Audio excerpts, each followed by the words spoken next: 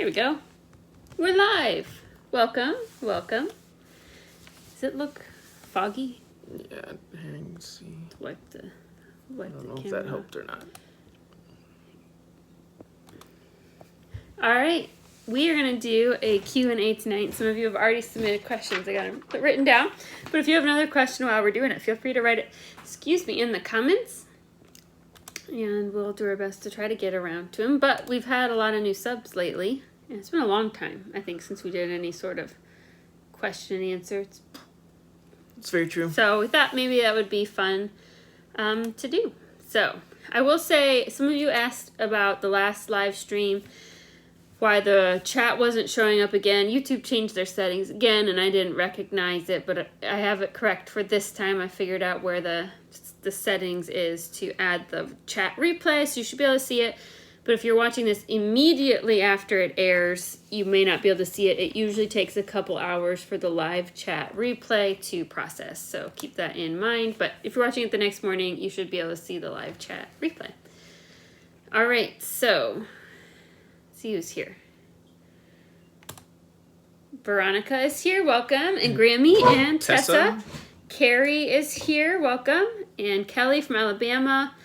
Bill and Celia are here, and Beth. Wow, everybody's popping up. And the Bueller Family Farm. Congratulations on that subscriber count. Thank you. Is that 8 years of hard work in the making, right? Yeah. Sam got the channel started right after Annie was born. So I guess 7 years of hard work in the making. Mm-hmm. And you ran it for 3 or 4 years. Mm-hmm. Well, longer than that. Probably 5 years. Mm-hmm. And then we took a break, and then I decided to reboot it. And so here we are. So if you've been with us from the very beginning, you don't get to see this handsome mug as much as you used to. That's very true. But sometimes he pops up. Let's see. Prep for Eternity's here. Debbie, hello from Oklahoma. Kelly from Alabama's here. And Becky is here too. Welcome. Thank you for joining us. Can you heat up my apple cider more for me? Okay. We're switching it up tonight. We're sick of coffee, so we're having hot apple cider, but I did not warm it up enough. So it's kind of lukewarm apple cider for a drink. Let's see. You said Prep for Eternity. Welcome. And JMB is here. Thanks for joining us. So we're going to do, like I just said, but a lot of people just jumped on. We're doing a Q&A tonight, and we have a bunch of questions from Instagram, Facebook, and YouTube. And then if we don't answer a question that you have and you want to add it in the chat, we'll try to get to it. Just thought we'd have some fun. So we're going to talk about homesteading, homeschooling, large family life, and just things like that in general about the channel. So we're going to go ahead and get started. I'll start with the most basic question, and that somebody asked, how did we meet? And I'll answer that while Sam's heating up the apple cider. It is not super special or romantic, I don't feel like, but we met at college. We were both Pretty special. Okay, it was special. We met at college. We were both music majors, and we were in choir together. And one year, I can't remember, second or third year there, we got assigned. Our college was a very conservative college, and it had required chapel, and you got assigned chapel seats, and they kind of bunched people together according to like groups they were in, so that if, like the music department was traveling to do performance, like that whole section would be gone. So we got assigned to be next to each other. That's why the Orpheus people always sat together. Okay, he doesn't believe me. But anyway, we got assigned to sit next to each other in chapel.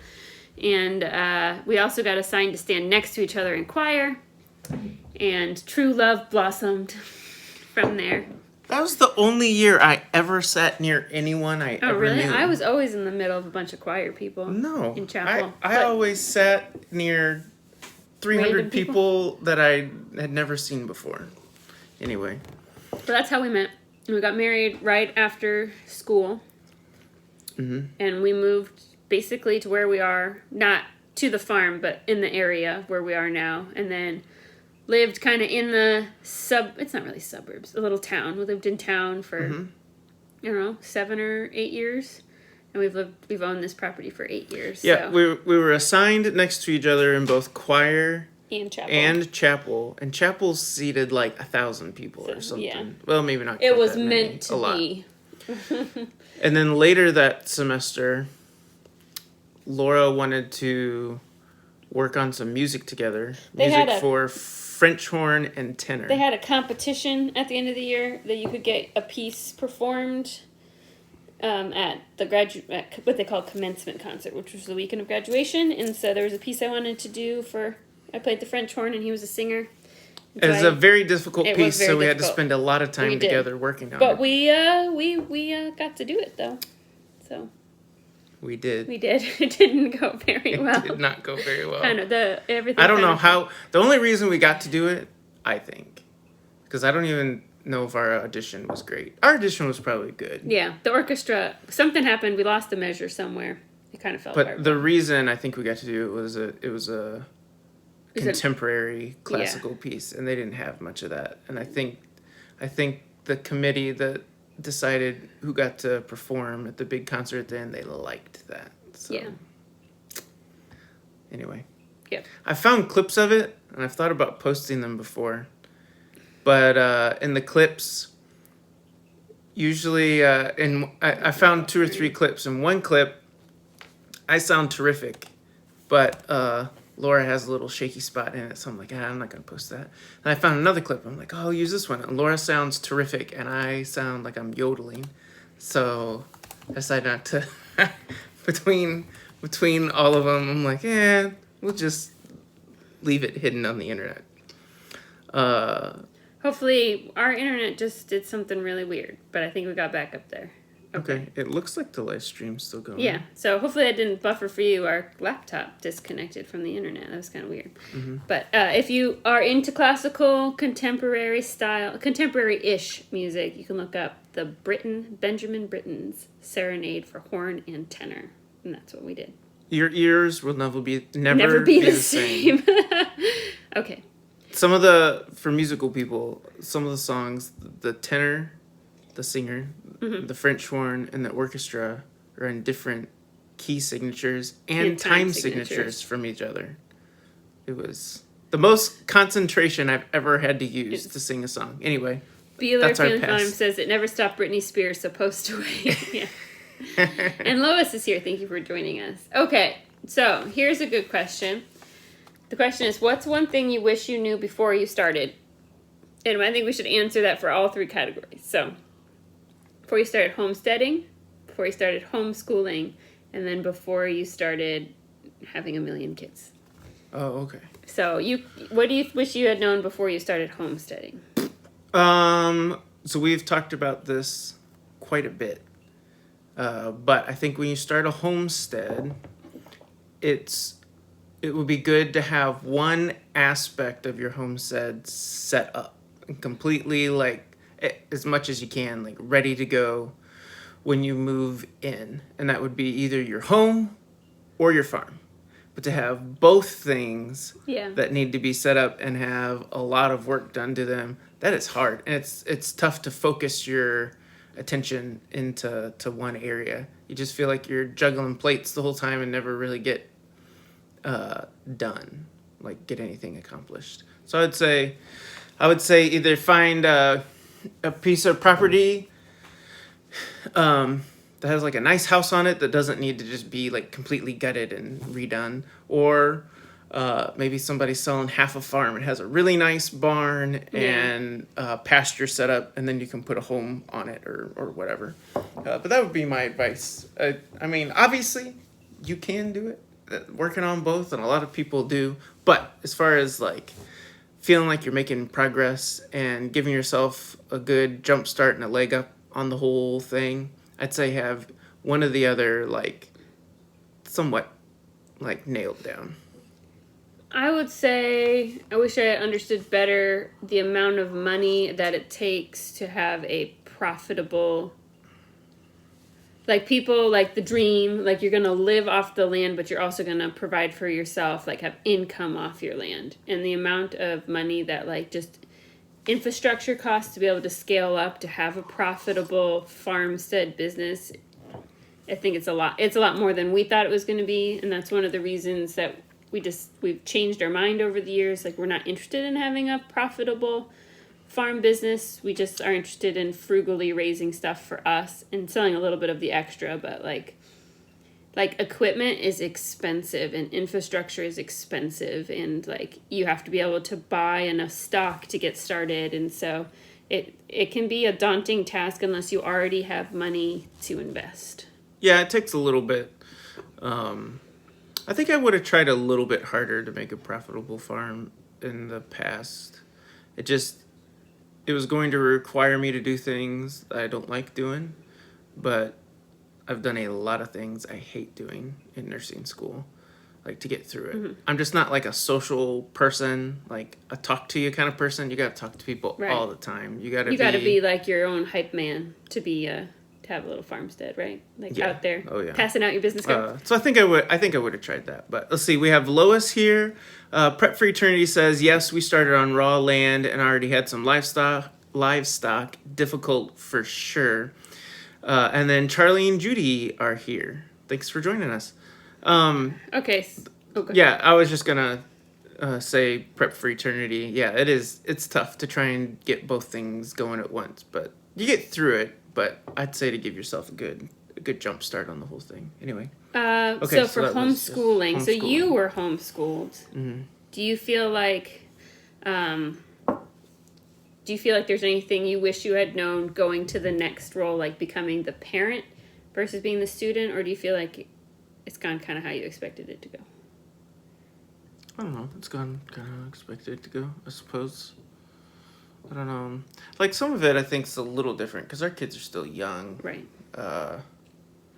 And I don't want to say that like homeschooling isn't as serious. Like it is. It's very important when they're young, but I feel like it takes on a little bit more meaning once you get into middle school and especially high school. Like for like your life in the future and stuff. You know what I mean? Mm-hmm. Does that make sense? But I don't know. It's kind of. How about you? I feel like for 'Cause you me, do- yeah. I mean, I do the majority of it because you're not always home, but like that to have a successful homeschool day, like 75% of it is up to me. Did I prepare ahead of time? Is everything ready to go? Like I don't have to print anything extra off or do anything. Do I know what order I want to do things in? Which children I'm going to help first so I can explain to them, I'm going to help the big girls with their science and math first, so you go play, and then next we're going to do your math or whatever. Not just flying by the seat You're of not your just flying, pants. like, if I don't have it planned, like, kids love organization and structure, and especially when they're little, they need help with all of their school. You just can't do everybody at the same time. And you also can't have little kids crawling on the table while, fifth graders trying to do their spelling. So you have to be really prepared for what we're going to do that day and how it's going to look, and making sure everything is set up, ready to go, so you don't have to interrupt the flow to go make another copy or something. Mm-hmm. So most of the success of a homeschooling day is not up to my children. I mean, sometimes you might hit a bad attitude that then you have to send somebody somewhere to think about their life choices and come back and try again. But most of the time it's going to be successful and non-stressful if I am prepared, if I've done my job to have it ready for them. Kelly says hit the thumbs up button. Thanks for that reminder. For that reminder. Okay, and now with, what was your last one? With kids? All the kids? Yeah. I don't know. It's probably kind of the same. If you want to talk about, like, trying to do it well, you got to be super organized with all those kids. I don't know. I grew up in a family I'm the oldest of 7 kids. So I feel like I had a decent perspective on that. Obviously, being a kid and being the parent is a lot different. But, I don't know. I guess the one big difference for me as a parent compared to, so like as a kid, I don't know, you just kind of like do your own thing. But as a parent, I try to do my best. And I'm actually doing this trying to do this better as an older brother now too. But as a parent, like you try to spend time with each of your kids. Right. Like when I was a kid, I did quite a bit of things with my sister, the second oldest, just because we were the closest in age and both in high school at the same time. So we did a lot of things together. And I did a decent amount of things with my brothers, but probably not as much with my younger sisters. They were quite a bit younger than I was. But I will say, I think being a parent changed me in some of that, because I do my best to try and stay connected with all of my siblings now. Maybe not equally, because I still do spend a lot of time with my brothers, but I do try and check in with my younger sisters more than I probably have previously. But I don't know. That's just my little rant. Your little rant? I feel like I don't know. I think a lot of it's just like being prepared and learning. You really have to be willing to learn skills to be successful. Like, you're going to change. Having a lot of kids changes a lot about, how you do things and what your day-to-day expectations are. You have to give up a lot, I think, but you gain a lot. I mean, there's a lot of benefits to being a mom, but like, I don't. You give up peace and quiet? Yeah, or just even like hobbies, like. I don't do things I used to do anymore, but I can't do everything and have a peaceful home. And right now, they're little, there'll be a time for other things, but I feel like once you hit about 3 kids, like, you really have to be willing to change a lot about what you do and things. Otherwise, you're just going to be miserable, because you're going to be just so stressed all the time trying to get everything like it used to be, because it just doesn't happen. Veronica asks, how are you feeling? I'm tired. Yeah, I look tired. I don't have the same I'm getting towards the end. Like, I just don't have the stamina all day. It's a lot, because, like, you get up, and you take care of everybody. You do their school, and, like, there's chores and other things. And so the end of the day, like, I would say I'm always asleep by 8 or 8:30. Like, sometimes like the other night, the big girls are allowed to stay up till like 8:30, and Sam was working overnight.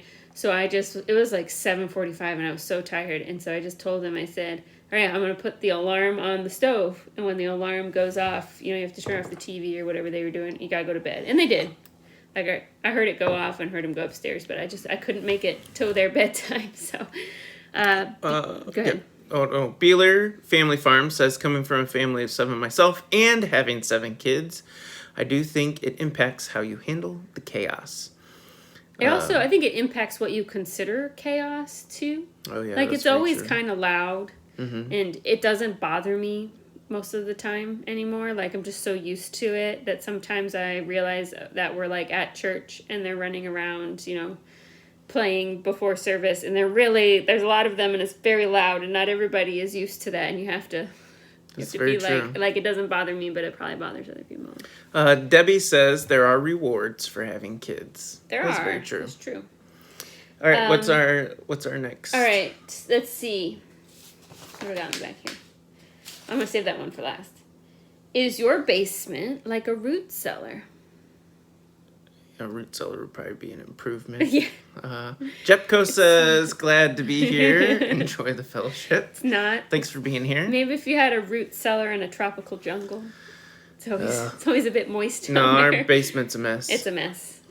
It's part of it was like a stone foundation, and then they reinforced it pretty well. But a lot of that has cracked, so it leaks quite a bit.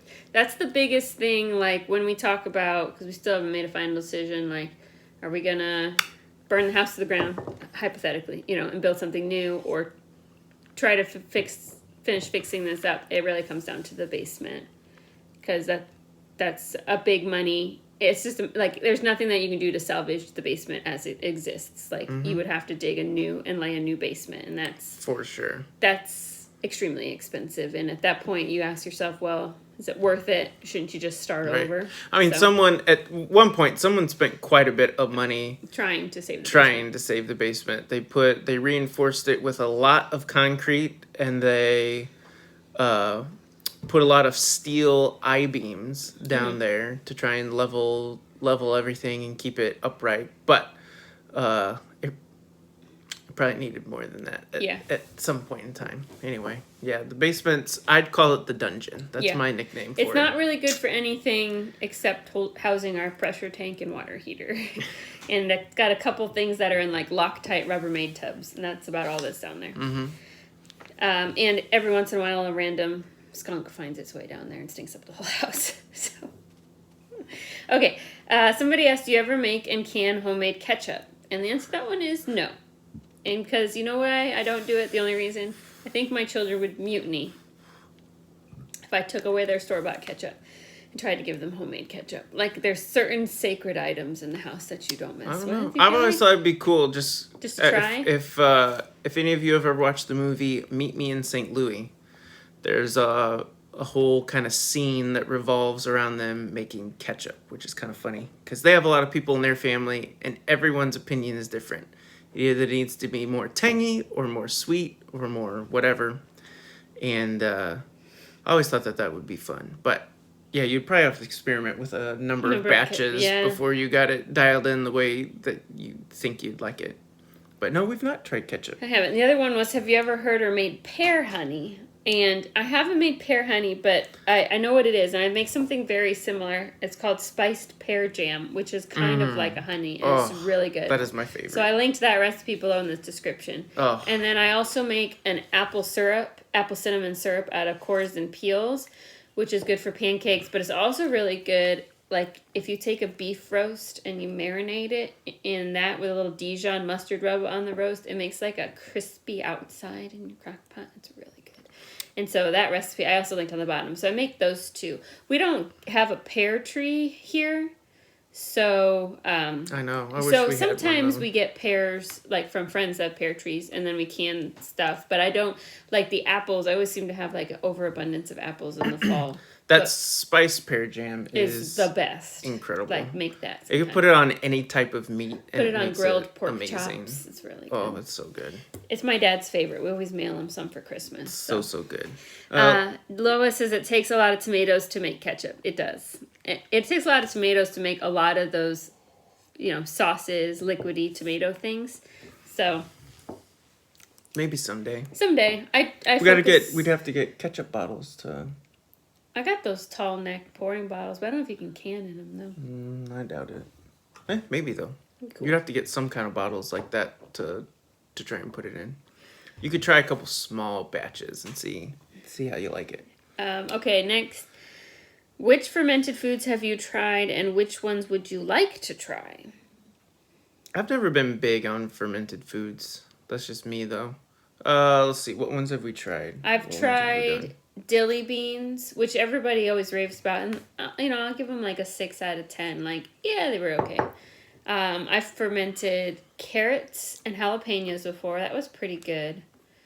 My favorite one so far we've done is we just recently with my friend Adrienne, she came over and made kimchi, which is a Korean cabbage. It's kind of like a sauerkraut, but it's spicy. I really liked that. And she says I eat it just like on the side. Like I'll have a sandwich and I'll just have like a little bit of kimchi. And she says she really likes hers. She buys ramen noodles, just from the store. And like the shrimp ramen, and then after she cooks it, she throws the kimchi in with the noodles, and she really likes it like that. Somebody asking you canning questions. Oh, somebody, yeah. You might have to reply. I might have to reply to this. I have a canning emergency, but yeah. I don't make fermented foods a whole lot because I'm the only one who eats them. I feel like the kids feel like they're too tangy. You don't really like them. I'm not a big fan of and them. They have you can't over ferment them because then you'll get sick. So. Jepko says, "Oh my goodness, I had skunks find their way into my basement. Went down one night to grab a seltzer and saw to my left a couple of skunks. I backed out slowly. Quite the trick to get them out, but I did. I don't know that we've ever had skunks in our basement, but I feel like they over to the side of the house." For whatever reason, I think they burrow in over there a little bit or root around. I don't know. They've definitely been really close to the house and smelled the whole thing up before. I'm trying to remember. I think we've had a dog or two get tangled with a skunk, which, is just nasty and disgusting. But I don't know that they've ever been 100% in our basement. But that's no fun. Because they're not getting out of there by themselves. So... Backed out real slowly. Yeah. What else we got? Okay, a couple questions about budgeting for a large family. For one person asked about Christmas, one person asked in general. It's a task to keep on budget. It's always a task to keep on budget. there's always something that comes up that somebody needs or Yeah. wants. I would say for Christmas, like we usually don't We go don't- too crazy. No, They get usually one gift, something that they really want, and then maybe something that they need, which ends up being like shirts or a coat or something, and then they get their like stocking stuffer, And like little things. like this year, this is the first year we've done this, but we're doing like also doing a larger, not huge, but like a family gift, something that we think all the kids are gonna like. But we don't have space for stuff. Like we just don't have space for a lot of things, so we don't get them. Christmas isn't huge. Like everybody gets something because it's fun to unwrap a present, especially when you're a little kid. You know, to get a couple things or a new toy or something. But we don't go crazy because after Christmas, it has to have a place to go, and we're limited on space and storage. So. Jepko says, my wife is Korean. Kimchi is in abundance here. We have it in a separate fridge in the garage. Stanky. Yeah, it really does. It's like sauerkraut on steroids, but I really like it. It just like the spice, it just hits just right. It was good. I'm going to make it again, but probably not until after the baby comes because that was kind of a big project. So. Yeah, Christmas budget, we just kind of try to keep it simple, I would say, as much as we can. Sometimes it's hard to stay on budget though, because you see things you're like, oh, they would love that or whatever. I have an Amazon wish list like on Amazon, and I don't necessarily end up buying the product from Amazon, but during the year, if I see something somewhere and I'm like, oh, so-and-so would think that was so cool, I'll go find it on Amazon and just add it to my Christmas list. And then in like October or November, whenever I'm shopping for Christmas, I'll go back and review what I had put on that list. And it helps kind of jog the memory. Because sometimes what will happen, especially with a lot of kids, is you got a couple kids that are really easy to buy for. Like, you know exactly what they want. And you have I'm going to interrupt you for a second. Yeah. Debbie's heading to bed. Thanks for joining us, Thanks Debbie. For joining us. And then you'll have a kid who's really hard to buy for because you just like, I don't know, you just can't think of anything. They just don't ask for stuff. They don't ask for stuff, or they ask for stuff, but it's stuff you're like, yeah, no, you're not getting that. I want an iPhone. Yeah, no, I don't think so. But having that list, then I can go back and I could be like, oh, I remember, last month they saw this dress they really liked or something. I'm going to go back and get it for them. Let's see. Is that Letha Harris? Hello from Stockton, Mo. Welcome. Thanks for joining us. Let me know if I pronounced your name wrong. Yeah. Okay, so the last submitted question that I had was, where do you see yourself in 5 years? I see ourselves finally with some kind of a big van. Because we're going to need that. That's probably going to be way sooner than 5 years. But, okay. Yay. I did pronounce it right. Let's see, in 5 years. Hopefully, we talked about having, earlier we talked about having either the house or your farm, like, set up and ready to go. And hopefully in 5 years, we at least have the house situation, like, all figured out. Whether out. That's, we've sunk the money in to invest in this house, or we've built something else. I don't know if moving will ever happen unless the market does something, but we've talked before in the past. We're like, we could always sell the property and move to a different property, maybe something a little closer to town or something like that. But not right now. Yeah, that's very true. Stay right here. So I would say in 5 years we'd have the house situation taken care of, and maybe even have the farm like set up the way that we want it. I would say, like those are probably the two main goals. I would say for us to get. I think my biggest goal is when we started this homestead. Our real big goal was to be close to debt free. And we made really good progress on that path for the first year, and then Annie and everything with that happened. It changed a lot of the landscape about how we function, about it changed my perspective on a lot of perspective on debt, and then also just the jobs. I couldn't work like I was working because she needed a caretaker, and things changed a lot. And so it kind of we went backwards because, like you can't, like if she needed stuff and didn't, insurance wouldn't pay for whatever, like you have to find a way to pay for it. So like trying to get back on that track and truly being debt free in 5 years, which I think is very attainable now, especially since Sam changed jobs. But that was one of our big goals. Like one of the reasons we wanted to be out here and live this way is we didn't want to constantly feel like we were living, paycheck to paycheck, having debt kind of hanging over your head and stuff like that, having freedom to be generous with your money or to do things, like maybe take a family vacation and give the kids a cool experience. It's one of the reasons we homeschooled. Like we could go to Yellowstone because they're not in school every day. But hopefully to get back on that track. So, Mrs. Peach is here. Thanks for joining us. We appreciate it. And Becky says, my 10-year-old asked for virtual reality goggles. Sorry, kid. Ain't gonna happen. Yeah, the big one, our older girls all want their own phone, and that's not gonna happen. They don't need that kind of responsibility, and I don't need the responsibility of having to check their phones. So yeah, no. Not yet. Not yet. We're gonna wait a while on that one. They need to be older and more mature before we do that. So that's not gonna happen.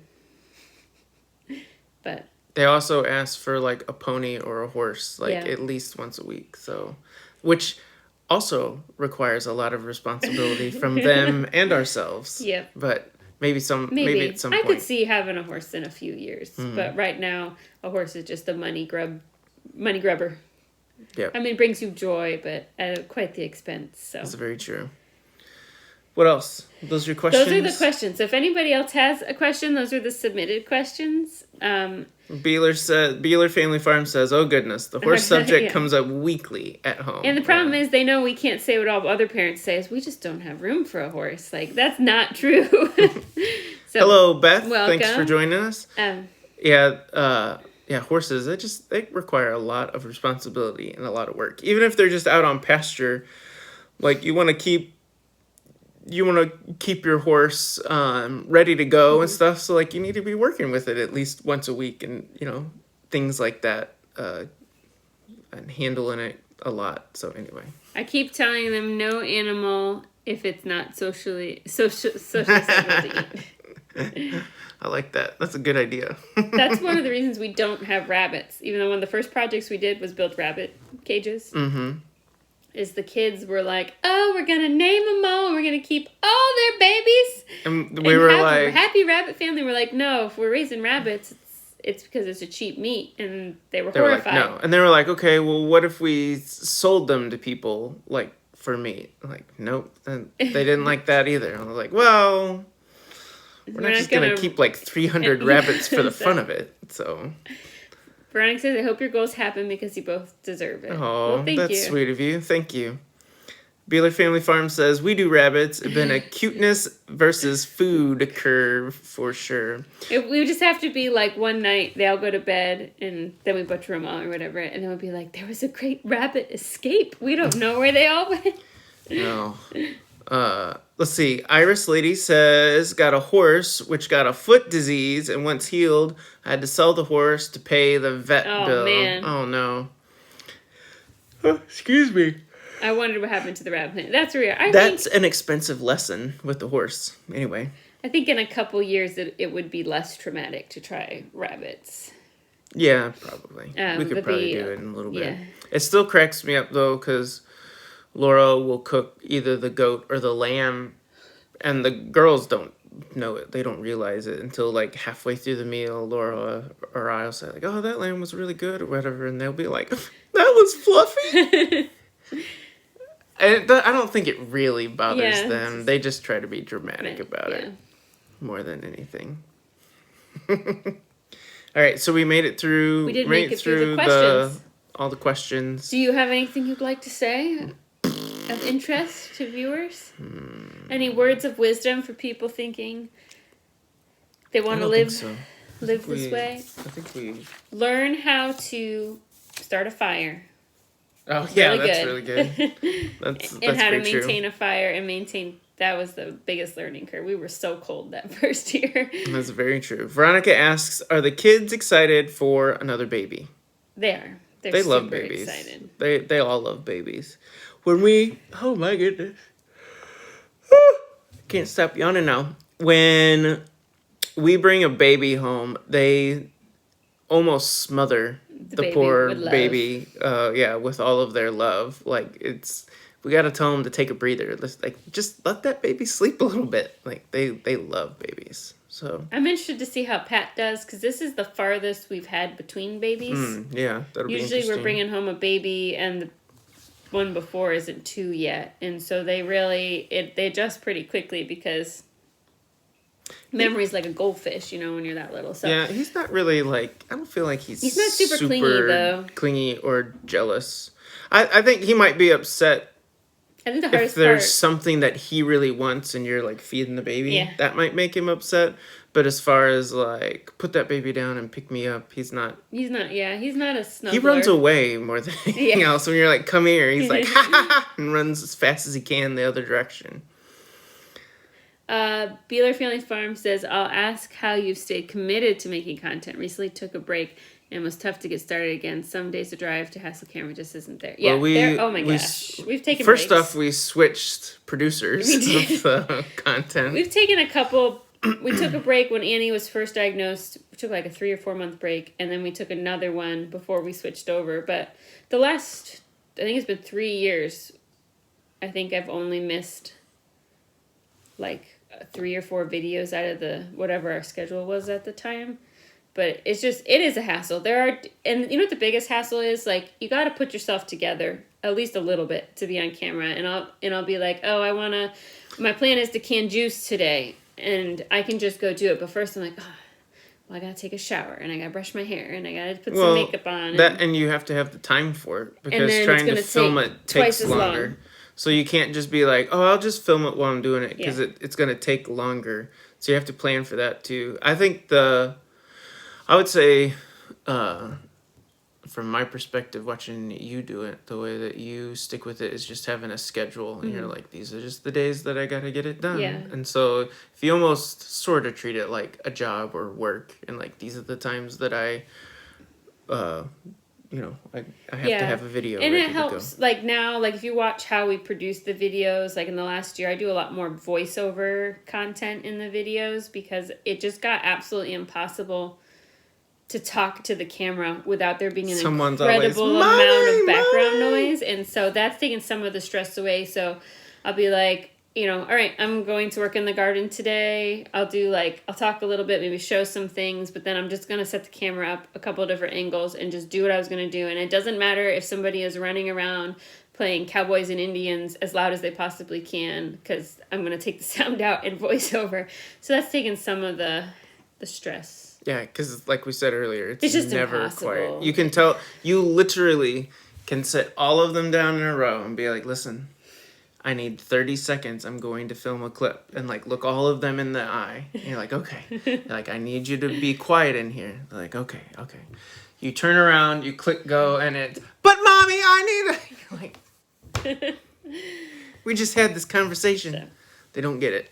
And I also don't try to, when we do canning videos, if the kids want to help, they help. And if they don't want to help, they don't help. And so it's however it was going to be, even if I wasn't filming. So I can't imagine producing, some of the really big channels that produce wonderful, cinematic content where you can tell that every, aspect is kind of controlled. That takes an incredible amount of effort, especially when you have kids at home. That's just, I couldn't do that. So you kind of get what you get. Mm-hmm. This is what's happening when the camera is on. Becky says, we appreciate it. Y'all are my favorite YouTube family. Very relatable. Thank you. We appreciate that. That's very kind of you. Go ahead. You want to read the next one? Sure. And Beeler Family Farm says, I do have the advantage of a hair profile similar to Sam's. I know. It's super easy to manage. You wake up and you go. So I've got that going for me, but we surely do appreciate the effort you put into it. Thank you. Well, it's nice when people notice that. I tell you, it's hard when you run a YouTube thing like this. You do it all. You produce it. You're the director. You're running the camera. You're also the editor. Yeah. You have to wear every single hat that if you compare it to like, I know it's a lot different, but if you compare it to like a studio company, they'd have get to- 6 different people. Yeah, doing you get that. to pass it off down the line. Yeah, you gotta get stuff. It's a lot. Hey, buddy. Veronica says, we appreciate your true life filming. You guys are humble and real. Well, thank you. Thank you so much. Lois says, I like watching you and your family because it's real. So I guess we're real. We're real. We do. Like, what you see is what you get. Like, it's not highly edited or... It's very true. It's very, like, I don't do things just for YouTube. Like, I do things because that we're is going to do them anyway. Like... Bill and Celia say, I'm in awe of all you do. Thank you. Suzanne says, I love that your videos are raw, real life, makes it more relatable. And Beverly is here from Louisiana. Oh, Thanks for joining Thanks us. for joining us. You guys are saying so many kind things. We've talked about that before. You want a banana? It feels like sometimes to make a YouTube video, in a lot of areas, and we were kind of this way at some point in time, but it feels like you had to spend money. Like it had to be like some kind of a project you were doing. So that's kind of hard. Man, that boy has not stopped eating. I know, since you're growing, little man. that dude has been He's been stuffing. pounding the food. We had dinner at like 5 o'clock and he literally has not stopped eating. Now he's going to eat a whole banana. And he took the first bite like he hasn't seen food in days. So that dude he's crushing it. Anyway. Like you had to have big projects to work on. Yeah, to like try and make YouTube interesting or whatever. But you kind of take it into daily life, whatever it is you've got on the docket. It helps with so many kids at home. I think that can create just interesting content on its own. It's just different than how a lot of people live, and people are always curious. Though I try not to I don't want to be one of those channels that like exploits their children. So that's why we always the talk videos about, aren't always about the kids, or like we don't share everything about what Annie goes through because we don't want to take advantage of any of our children. Yeah. We talked about that a lot with Annie, too, because that feels like a fine line. Yeah. Like, we want to talk about her and be real with her. And I do think sometimes there are other families that have kids like that, and it's good to show what life is like. And maybe that helps encourage other families that have kids with cerebral palsy. But at the same time, you don't want to be, like, exploiting her on YouTube. Sometimes we got to be careful. Yeah. We try to be careful. Let's see. Beeler Family Farm says, I treat it the same way. Stuff I'm doing anyway sort of spills onto YouTube. No projects for the sake of content. Yeah, that's a smart way.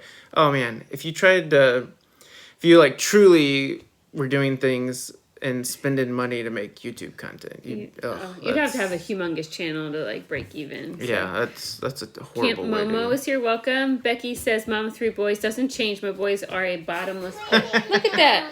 He just walked out with this. And he's 2. Jeez, boy. You're welcome. Jepko says, congrats on 10,000. Yeah, we noticed that. Good on you.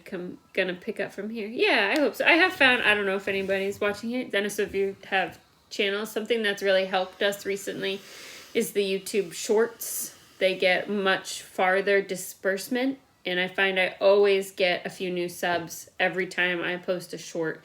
And I seem to be retaining them to come check out the longer videos. Mm-hmm. So it can be a pain because like that's more content you have to create. But you post the same thing to YouTube Shorts, Instagram, TikTok. Yeah, and I just TikTok. reuse it. And a lot of times it'll be something from like I was filming a video. And so I made a 10-second short during that process. Mm-hmm. So it's kind of at the same time.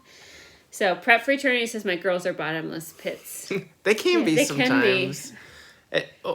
I feel like, Pat is only 2, so we've not had him as long. But I feel like the girls, he's like, just eats all the time, constantly. The girls, it seems to go in waves. Yeah, I would agree with that. For our girls, anyway.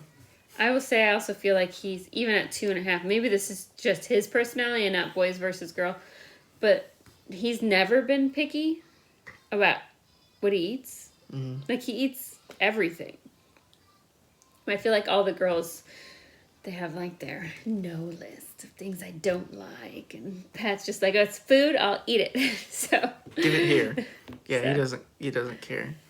He does this begging face when he really wants something. Usually it's food. but he'll ask please, and he literally will blink his eyes at you and be like, I'm like, what are you doing? Yeah, some sister taught him that one. I think so too. He's a stinker. So, yeah. What? I didn't want my tablet. Okay, you want to say hi? You look like you were sleeping or Oob's something. got her hairs did by Micah, so she's got a hairstyle. You show him your ponytail. You got a little It's ponytail got a on the little back. piggy curly Q on the Here, back. you gotta turn your head so people can see it. See? It's like a little pigtail. Cute. So, Beeler says, nah, I think it's a boy thing. Our son, now a Marine, he's always been the same. Anything, anytime. He's down to see if it's edible. The girls are always more picky. Yeah. Down to see if it's edible. That's funny. So, what do you think, Goobs? Get it. Good? Yeah, oh, you even got some sparkles here on your face. Yeah, she got a makeover tonight. Micah gave you the whole makeover. And you got to show him your nails. Show him your nails you got painted here. That way. You got blue on them. Did she paint your toenails too? No. No Just your toes. fingernails? Are your toes too ticklish? No. Okay. Are you calling it quits? I think we're good. We appreciate you all stopping by tonight. We had fun answering questions. In this Yeah, we got good questions. We should do that like Once every 6 months or something. yeah, like yeah, that. a couple times a year. Ask Yes. for more questions. That's always kind of fun. She says you're styling. What Are do you you think about that? Are you styling? No. No. All right, we're gonna call it a night. There's some good stuff coming up this week. We got some surprises in the mail, so those are always fun to film. And then we're gonna make some My apple pie mom- filling my to mom- put up. We rolled up hedgehog Oh. today. Oh yeah, but you can't tell them yet. They gotta watch the video. Shh. Isla's ruining the surprise. So some fun stuff coming up. So thanks everybody for stopping by, and I'm not sure about next week yet, but we try to put a post up on YouTube on Sunday what the plan is. So Let's see. Beeler says, "May the logarithm favor you, the kids, and you be healthy and the weather be favorable." Thanks for visiting. Oh, thank you. you for Everybody, watching. have a good week. Take care and be Thanks safe. for Thanks for watching. good night. That's right. Thanks for watching.